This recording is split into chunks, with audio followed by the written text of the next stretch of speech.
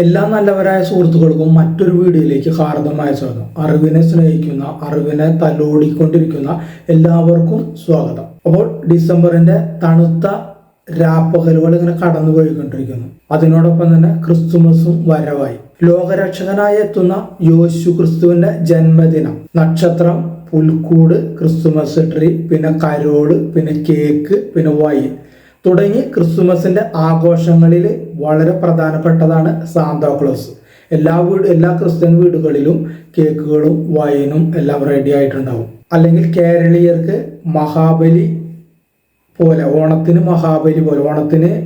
മഹാബലി തമ്പുരാൻ മലയാളീസിനെ കാണാൻ വരുമല്ലോ എന്നതാണെന്നല്ലോ ഒരു ഐതിഹ്യം. അതുപോലെ ഒരു ഐതിഹ്യം അല്ലെങ്കിൽ അതുപോലെ ഒരു ചരിത്രമാണ് സാന്താക്ലോസ്. ക്രിസ്തുമസിന്റെ അടയാളമാണ് സാന്താക്ലോസ്. സത്യത്തിൽ സാന്താക്ലോസ് ആരാണ്, എന്താണ് ക്രിസ്തുമസുമായി അദ്ദേഹത്തിനുള്ള ബന്ധം, നമുക്ക് അത് ഈ വീഡിയോയിലൂടെ വിശദമായിട്ട് പരിശോധിക്കാം. Saint Nicholas, father of Christmas തുടങ്ങി വിവിധ പേരുകളിലായിട്ട് അറിയപ്പെടുന്ന സാന്താക്ലോസിന്റെ ചരിത്രത്തിന് ഏകദേശം 1700-ലധികം വർഷങ്ങളുടെ പഴക്കമുണ്ട്. AD 3 അല്ലെങ്കിൽ 4 നൂറ്റാണ്ടിൽ തുർക്കിയിലെ പത്താറ എന്ന സ്ഥലത്ത് ലിസിയ എന്ന പ്രദേശത്ത് ജനിച്ച നിക്കോളാസ് ആണ് പിന്നീട് വിശുദ്ധ നിക്കോളാസായും സാന്താക്ലോസായും മാറിയത്. 19ാമത്തെ വയസ്സിലാണ് അദ്ദേഹം വൈദികനായത്. ഏറെ വൈകാതെ പത്താറയ്ക്ക് സമീപമുള്ള മിറ എന്ന സ്ഥലത്ത് ആയിട്ട് അദ്ദേഹം ബിഷപ്പായിട്ട് സ്ഥാനക്കയറ്റം കിട്ടി അദ്ദേഹത്തിന്. അക്കാലത്ത് റോമാ സാമ്രാജ്യം ക്രിസ്ത്യാനികൾക്ക് മേൽ അതിക്രൂരമായ പീഡനങ്ങൾ അഴിച്ചുവിടുന്ന ഒരു സമയമായിരുന്നു. ഇങ്ങനെ അടിച്ചമർത്തപ്പെട്ടവർക്ക് നിക്കോളാസ് ഒരു തുണയായി, ഒരു സാന്ത്വനമായി. അവർക്ക് വേണ്ടി അദ്ദേഹം അഹോരാത്രം പ്രവർത്തിച്ചു, അവരുടെ നന്മയ്ക്ക് വേണ്ടി ശബ്ദമുയർത്തി.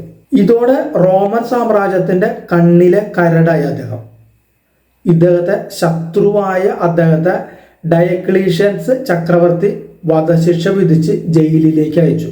പിന്നാലെ റോം ഭരണാധികാരിയായി എത്തിയ കോൺസ്റ്റാന്റിൻ ചക്രവർത്തി മതപീഡനങ്ങൾ അവസാനിപ്പിച്ചു. സ്വയം ക്രിസ്ത്യാനിയായ അദ്ദേഹം രാജ്യത്തെ ഔദ്യോഗിക മതമായി ക്രിസ്തുമതത്തെ അംഗീകരിച്ചു. അങ്ങനെ നിക്കോളാസ് തടവിൽ നിന്ന് മോചിപ്പിക്കപ്പെട്ടു. അശരണർക്ക് എപ്പോഴും സഹായഹസ്തം നീട്ടിയിരുന്ന അദ്ദേഹം കുട്ടികൾക്കും ദരിദ്രർക്കും അവരറിയാതെ ക്രിസ്തുമസ് സമ്മാനങ്ങൾ നൽകിയിരുന്നു. അദ്ദേഹത്തെ പറ്റിയുള്ള അപദാനങ്ങൾ, നല്ല കാര്യങ്ങൾ, ഐതിഹ്യങ്ങളും ഏറെയുണ്ട്. അവയിലൊക്കെയും പാവപ്പെട്ടവരെ സഹായിക്കാനുള്ള അദ്ദേഹത്തിന്റെ ഒരു നല്ല മനസ്സാണ് വിവരിക്കപ്പെടുന്നത്. മരണത്തിന് ശേഷവും അദ്ദേഹത്തെ പറ്റിയുള്ള കഥകൾ ജനം പാടുന്നത്.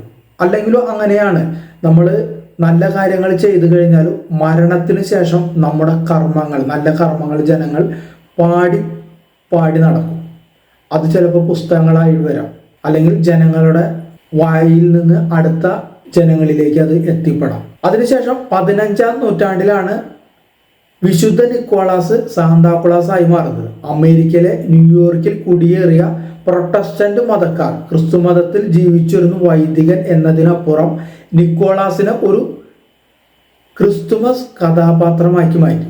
അങ്ങനെ വിശുദ്ധ നിക്കോളാസ് ക്രിസ്തുമസിന്റെ വിശുദ്ധനായി മാറി. ക്രിസ്തുമസ് തലേന്ന് വിശുദ്ധ നിക്കോളാസ് സമ്മാനങ്ങളുമായി വീടുകളിലേക്ക് എത്തുമെന്ന് കുട്ടികൾ വിശ്വസിച്ചു. ഇവിടെ നിന്നാണ് ലോകമെങ്ങും സാന്താക്ലോസ് എത്തപ്പെട്ടത്. യൂറോപ്യന്മാർ എത്തിച്ചേർന്ന നാടുകളിലെല്ലാം ക്രിസ്തുമസിനൊപ്പം സാന്താക്ലോസ് സഞ്ചരിച്ചു. സെന്റ് നിക്കോളാസിനെ ഡച്ചുകാർ സിന്റർക്ലോസ് എന്നാണ് വിളിച്ചിരുന്നത്. ഇത് പിന്നീട് സാന്റിക്ലോസ് എന്നും സാന്താക്ലോസ് എന്നും ആയി മാറി. ഒരു ഇതിഹാസം പറയുന്നത് സാന്റാക്ലോസിന്റെ താമസം ദൂരെ വടക്ക് എപ്പോഴും മഞ്ഞ് വീഴുന്ന ദേശത്താണ്. അമേരിക്കൻ സാന്താക്ലോസിന്റെ താമസം ഉത്തര ധ്രുവത്തിലും ഫാദർ ക്രിസ്തുമസിന്റെ ഫിൻലൻഡിലെ ലാപ്ലാൻഡിലുമാണ്. സാന്താക്ലോസ് പത്നിയായ മിസിസ് ക്ലോസും ഒത്താണ് ജീവിക്കുന്നത്.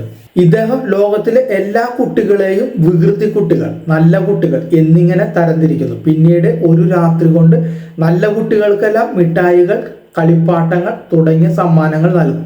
ചിലപ്പോൾ വികൃതി കുട്ടികൾക്ക് കൽക്കരി, ചുള്ളിക്കമ്പ് എന്നിവ നൽകും. മാന്ത്രിക എൽഫുകളുടെയും തൻ്റെ വണ്ടി വലിക്കുന്ന 8 or 9 പറക്കും കുതിരകളോട് സഹായത്തോടെയാണ് സാന്താക്ലോസ് ഇത് ചെയ്യുന്നത് എന്നാണ് വിശ്വാസം. ഐതിഹ്യവും ചരിത്രവും കെട്ടുപിണഞ്ഞു കിടക്കുന്ന ഒരു കഥാപാത്രമാണ് സാന്താക്ലോസ്. അപ്പൊ ചരിത്രം പറയുന്നത് അങ്ങനെയാണ്. ഏത് നമ്മൾ മുന്നേ പറഞ്ഞ കാര്യങ്ങളാണ് സാന്താക്ലോസ്. ഇനി ഐതിഹ്യം പറയുന്നത് സാന്താക്ലോസിന്റെ താമസം മഞ്ഞ് വീഴുന്ന ദേശത്താണ്. അമേരിക്കൻ സാന്താക്ലോസ് ഉത്തരധ്രുവത്തിലും ഇംഗ്ലണ്ടിലും മറ്റുമുള്ള ഫാദർ ക്രിസ്മസ് എന്ന സാന്താക്ലോസ് ഫിൻലാൻഡിലെ ലാപ്ലാൻഡിലുമാണ് താമസം. മറ്റൊരു വിശ്വാസം എന്ന് വെച്ചാൽ വീടിന്റെ ചിമ്മിനിയിലൂടെയാണ് സാന്താക്ലോസ് അകത്തു കടക്കുക എന്നാണ്. അതായത് കുട്ടികൾ തയ്യാറാക്കി വെച്ചിരുന്ന ക്രിസ്മസ് ട്രീകളിലേക്ക് അല്ലെങ്കിൽ ക്രിസ്മസിന് പലതും ഉണ്ടാക്കി വെച്ചിടും, പുൽക്കൂടുകൾ, അതുപോലെ അതിൽ സമ്മാനങ്ങൾ നിറയ്ക്കും.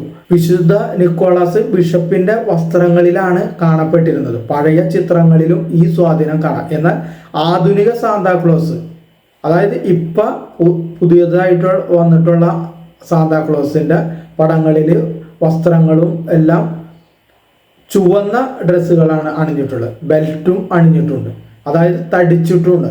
അത് ഒരു വയോധികന്റെ ചിത്രമാണ് വന്നിട്ടുള്ളത്. 19-ാം നൂറ്റാണ്ടിൽ കാർട്ടൂണിസ്റ്റായ തോമസ് നാസ്റ്റ് ആണ് സാന്താക്ലോസിന് ഈ രൂപം നൽകിയത് എന്നാണ് ഒരു വിശ്വാസം. അപ്പൊ ഇത്രയുമാണ് സാന്താക്ലോസിനെ കുറിച്ച് നമുക്ക് പറയാനുള്ള കാര്യങ്ങൾ. വീഡിയോ കണ്ട എല്ലാവർക്കും നന്ദി, നമസ്കാരം.